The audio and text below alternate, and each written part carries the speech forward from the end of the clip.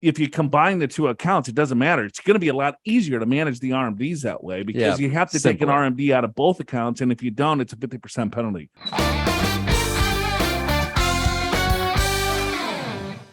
We got, hello, Andy and the guys. I've been following. Hey, what's up? I've been following your podcast for a long time and really enjoy listening to it while I'm killing time. Right, because there's nothing better to do. I suppose if you got to kill time, you can listen to this garbage. Right. By the way, my name is Butch, and I have a question about how investment assets should move from a deceased spouse to a surviving spouse. My wife and I both have Roth 401ks, Roth IRAs, and taxable brokerage accounts, all at the same low-cost investment management firm. We are each other's beneficiary, and we have no kids.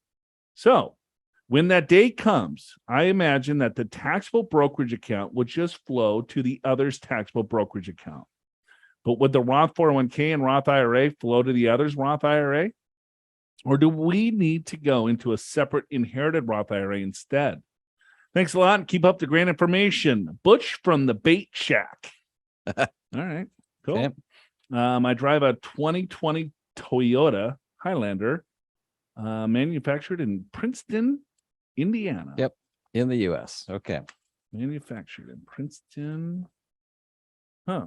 But it's a Toyota. Yeah, they have plants here in the U.S. Got it. So you think he was like... he wanted to make sure he didn't buy a product in Japan. In Japan. Got it.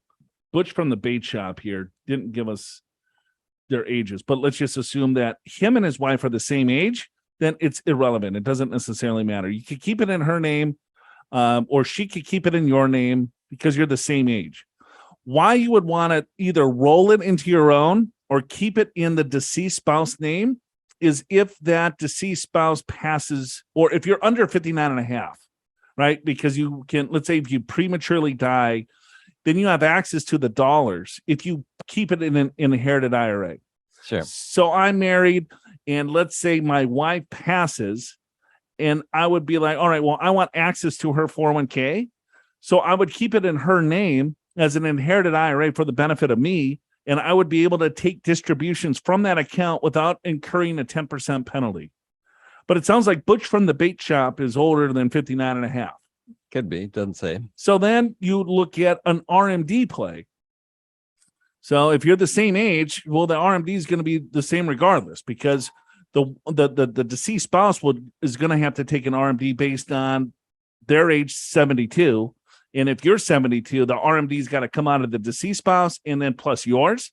So if you combine the two accounts, it doesn't matter. It's going to be a lot easier to manage the RMDs that way because you have to take an RMD out of both accounts. And if you don't, it's a 50% penalty. The only reason that you'd want to have one or the other is if you're different ages. And then there's pros and cons on both. If you're the same age, just roll it into your own IRA or Roth and just call it good. Yeah. And the brokerage account, depending on how it's done out, if it's joint, then it just goes in the other deceased. But it sounds like if it's separate property, then you might have... Well, it would still go to your spouse.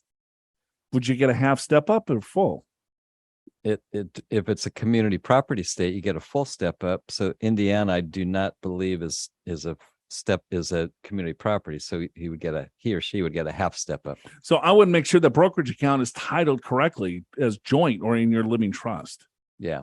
Just keep in mind, that's just where the Toyota was manufactured. That's not necessarily where Butch's Bait Shack is. Oh, well, good point. Yeah. Well, I would imagine Butch's Bait Shack is probably not in Indiana.